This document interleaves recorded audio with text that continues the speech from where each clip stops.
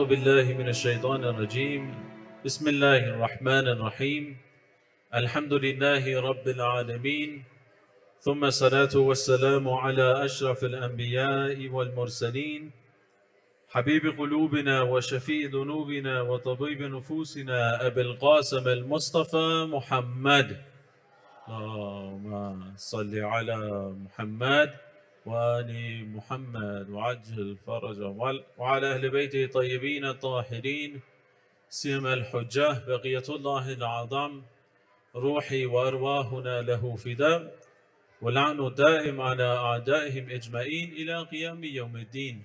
أعوذ بالله من الشيطان الرجيم بسم الله الرحمن الرحيم رب اشرح لي صدري ويسر لي أمري واحلل عقدة من لساني يفقهوا قولي. So, one of the most effective methods and tools that we should utilize in order to become familiar or attain that attachment to the hereafter, respected brothers and sisters, is a concept that we in Arabic call tafakkur and which we in English call contemplation. Contemplation. Because one of the most effective tools, yet unfortunately one of the most underestimated tools, is the fact or the ability we have that is called contemplation, that we can contemplate. In a narration from Amir al-Mu'mineen alayhi salam, he states, طُوبَى لِمَنْ شَغَلَ قَلْبَهُ بِالْفِكْرِ. Successful is the person who keeps his heart busy with contemplation. In another narration, we have عَلَيْكُمْ بِالْفِكْرِ فَإِنَّهُ حَيَاةُ قَلْبِ الْبَصِيرِ. Make sure to contemplate. Why? Because it brings life to a heart which has insight. And he explains, وَمَفَاتِيحُ الْأَبْوَابِ الْحِكْمَةِ. And it's the keys for the gates of wisdom as well. Or in another narration we have about tafakkur, التفكر يورث الحكمة والحكمة تجري في أجوافكم مثل الدم. That tafakkur, contemplation, leads or produces wisdom, and wisdom would flow in your body parts just like blood will. So we understand that wisdom is a consequence of what? Tafakkur. If we want to attain wisdom, whether it's about our worldly life or the hereafter, or to understand the relation between this world and the next life, then we have to make sure that we utilize this tool and this ability that we have as human beings, which is that we contemplate. But contemplation in itself is not enough, dear brothers and sisters, because even though we have the ability to contemplate, contemplation of our intellect is like an engine of a car. The engine of a car by itself doesn't just run, it needs fuel as well. In other words, we need fuel for this engine in order for it to run. So what is this fuel that we should benefit from in order to contemplate? Or if we want to strengthen our relationship to the hereafter, our attachment to the hereafter, then one of the things that we should do or use as fuel for our contemplation is the concept of time. Understanding time. Because unfortunately, one of the things that we normally don't understand, or we have a distorted understanding of this concept, which is time, and that can, believing in the hereafter or having an attachment to the hereafter, can make us understand this concept in its right context as well. That's why you see Amir al-Mu'mineen alayhi salam beautifully in a narration. It's if I'm not mistaken, a sermon to Imam al-Hasan alayhi salam, where he says, Min walid al-fan, from a father who's about to die, muqirrul al-zaman, who acknowledges the hardships of time. And then he says, Mudbirul umr, he turned his back towards life. He's not going to focus on life anymore. Mustaslimul lid-dahr, he submits himself to the hardships of time as well. Ila al-mawlud al-mu'ammil ma la yudrak, to my son who yearns for something which he never can achieve. If you listen to these lines of Amir al-Mu'mineen, you understand how important it is to get a grasp on what? On time and your perception of time. You should understand the concept of time. Hence, Amir al-Mu'mineen, he saw it so important. That was the first thing he spoke to Imam Hassan al-Mustafa about. Min al-walid al-fan, I know I'm about to die. In other words, this world is temporary. Al-muqirrul al-zaman, I acknowledge all the hardships of time. Mustaslim lid-dahr, I submit myself to the time as well. In other words, Amir al-Mu'mineen, he had the right understanding of the concept of time. Therefore, Amir al-Mu'mineen didn't waste his time. Like we see something which is quite common in our society today, in this modern society, unfortunately, is that we waste a lot of time because we don't understand the concept of time and we don't appreciate that this is one of the most, if not the most valuable resource that we have as individuals. Time is basically a currency that we spend all the time without actually understanding that it's never going to come back. It's something we can never bring back. You spend it all the time, this currency, but you're never going to get it back. And you need to understand this concept not only for your attachment for the hereafter, but also in your personal life. Some of the things that we normally ask when people, they've experienced their parents, for example, when one of their parents, they pass away, they regret. If you ask them, what is it exactly that you regret? I didn't spend more time with this person. I didn't spend more time with my mother. I didn't spend more time with my father. So even if when it comes to our personal lives, our interaction with family members, we need to get a grasp of what? On this concept and understand time in its right context. And even when it comes to professional lives as well, our professional lives. Imagine you work in a place and you don't manage your time. You don't get the job done then. You're not going to get the job done. So when it comes to your professional life, if you ask people that have been successful in their worldly life, normally they will tell you management of time is one of the most important things, one of the most important principles that you should be disciplined about. That you manage time the right way and you don't waste your time on things that are not beneficial for that which you have defined as being success for yourself. And even when it comes to our well-being as well, how we spend our time, it affects our well-being as well. There's certain things in life, if we don't do it or we don't spend time on it, what happens? We're not going to experience no well-being. Mental health, for example, that is a huge discussion over certain in this modern society, is what? Basically, individuals that are not spending their time wisely, and therefore they face all sorts of issues in life. In order to take care of your own well-being as a human being, even your physical body, you need to spend some time exercising, do certain stuff that you have some interest in, a hobby or two. So when it comes to our personal lives, when it comes to our professional lives, and when it comes to our own well-being, we need to understand this concept. We need to understand this concept. Or else we're going to be like the person who refused to wear a watch. You know, there was a person once, he said, I don't wear a watch, just like me. I don't wear a watch. They asked him, well, how come?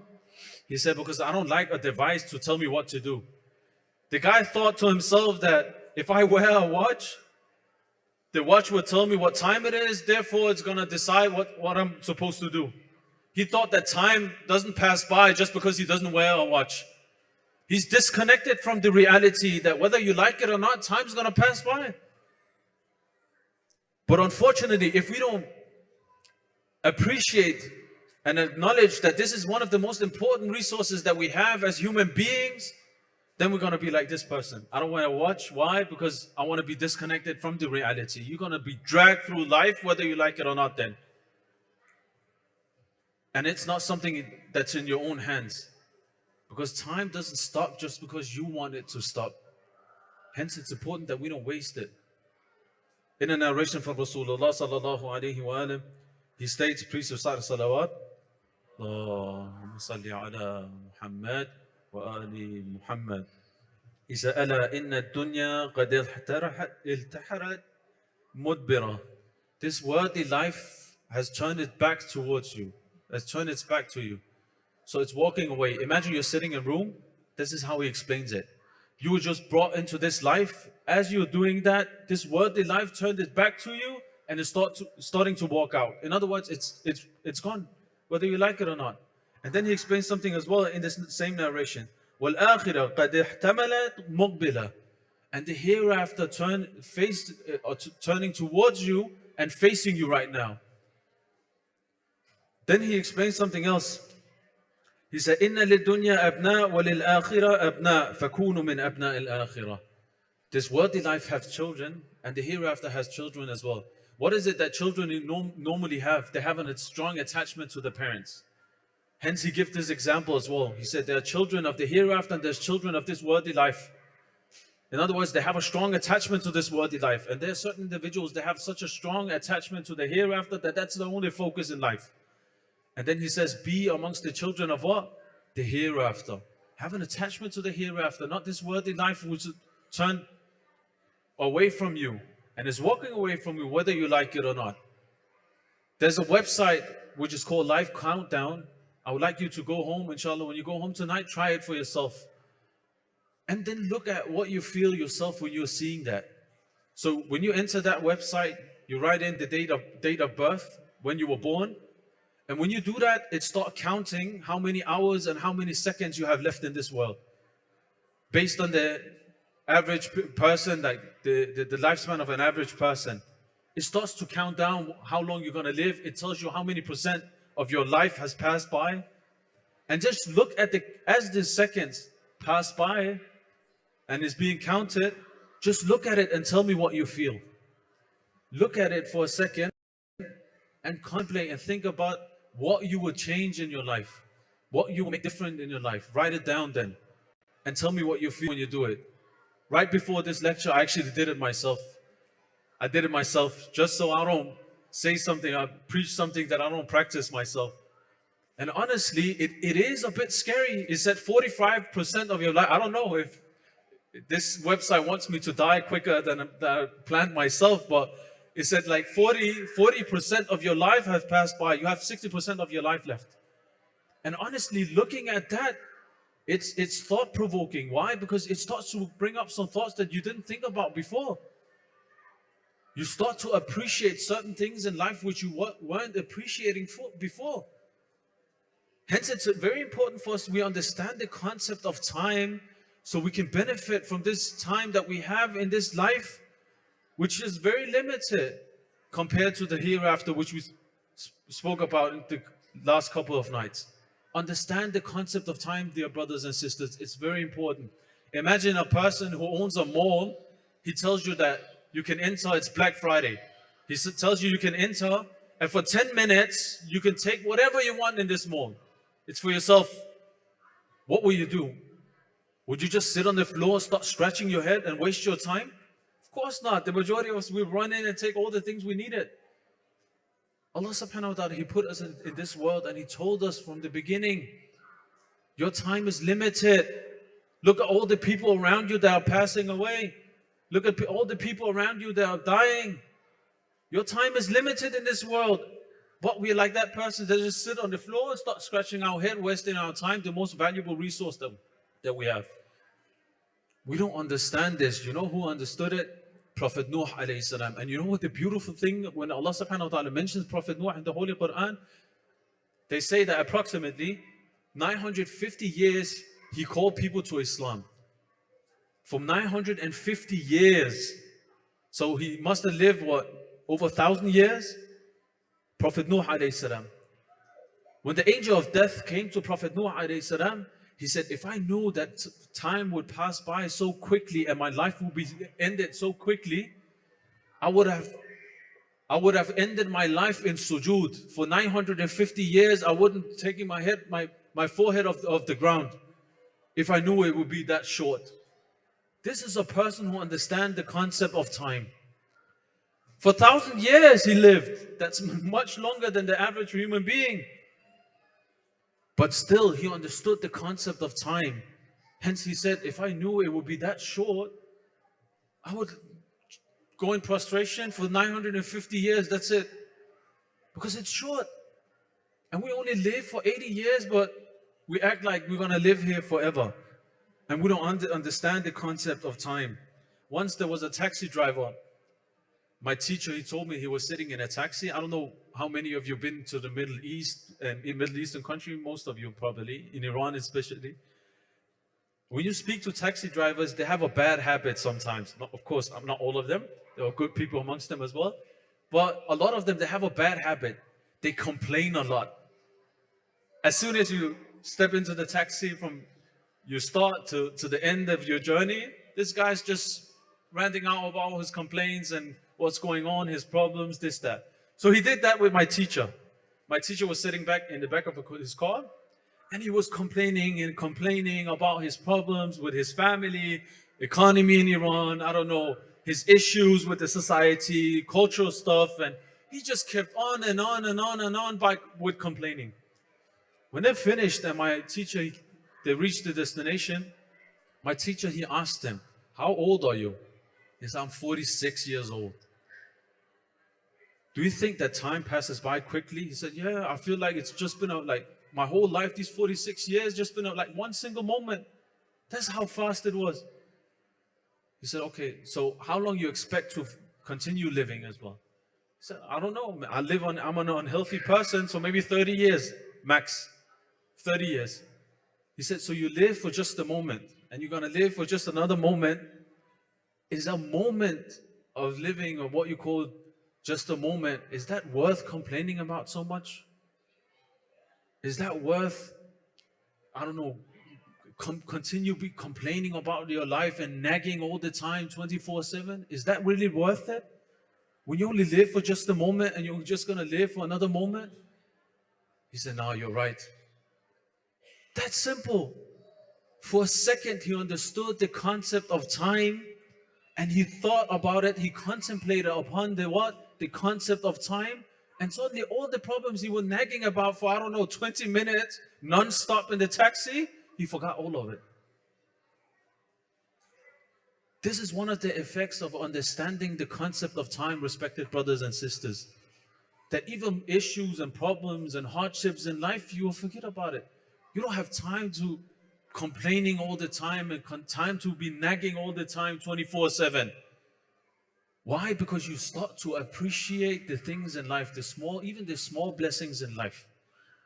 So what can we do to make sure that we actually understand the concept of time? Is there any method to understand the concept of time?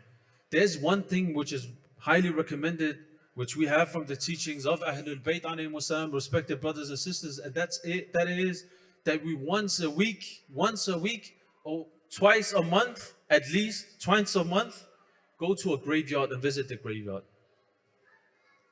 If you want to understand the concept of time in its right context, and you want to contemplate upon this and use it as fuel for your engine, one of the ways to do it is to go visit graveyards once a week. Once a week. Once there was a Danish woman, she walked into our masjid in Denmark, in Copenhagen, Denmark. So she said there's many aspects of Islam that are very beautiful and I understand them and so on and so forth. She said, but there's one aspect that I find very depressing. And that is that you tell people to think about death and the hereafter and so on and whatnot. I find it very depressing.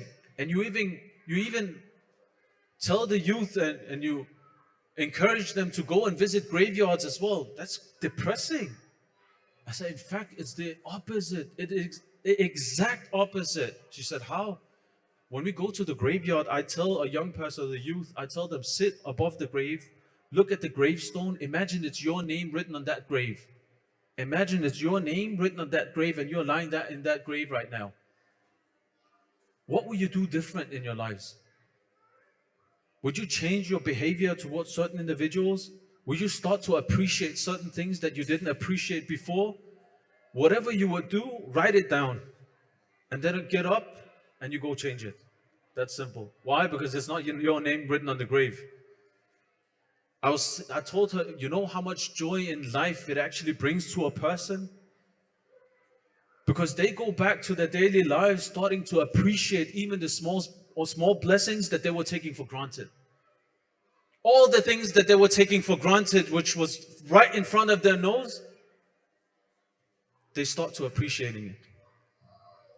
If there were any behavior that they need to fix or they needed to change, they will change it as well. It increases their joy in life. Of course it does. The quality of life will be increased. She said, I never thought of it like that. I was like, of course you haven't. Because you don't believe in the hereafter, right? You don't believe in the hereafter. And that's one of the things that the hereafter, or believing in the hereafter, does to a human being. It makes you understand the concept of time in its right context. And we can do that if we visit graveyards once a week, respected brothers and sisters. But don't just visit there and be on social media or sit up, be occupied with your phone. No, put everything away, put every electronic devices away, and sit next to a grave and imagine you are lying in that grave. Just for a couple of minutes. And I'm telling you, the joy of life will be increased. Multiple times, you will understand that certain things that you didn't appreciate, you were taking for granted, you will start to appreciate it. And this is one of the most effective methods. Why we have a hadith from Amir al-Mu'mineen alayhi salam, where he encourages the believers and his followers to visit graveyards. There's so much reward in visiting graveyards, and one of the wisdoms behind it is that you understand time in its right context.